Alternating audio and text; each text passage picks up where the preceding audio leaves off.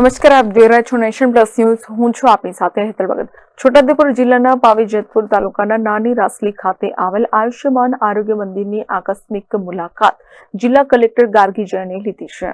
આકસ્મિક મુલાકાત દરમિયાન આયુષ્યમાન આરોગ્ય મંદિરના કોમ્યુનિટી હેલ્થ ઓફિસર તરીકે પ્રજાપતિ ગેરહાજર રહ્યા હતા. આ ગંભીર બેદરકારીની નોંધ લેતા કલેક્ટરે જણાવ્યું હતું કે છોટાઉદેપુરમાં અધિકારી અને કર્મચારીની કોઈ પણ લાપરવાહી કે બેદરકારી ચલાવી લેવામાં આવશે નહીં. તેમની સામે તાત્કાલિક કડક પગલાં લેવામાં આવશે. તેઓની ગંભીર બેદરકારીની સામે મુખ્ય જિલ્લા આરોગ્ય અધિકારીએ તાત્કાલિક કાર્યવાહી કરી 11 મહિનાની કરાર આધારિત સેવાઓ સમાપ્ત કરી હતી. Rehan Patel, nation plus news, Chhota Udepur.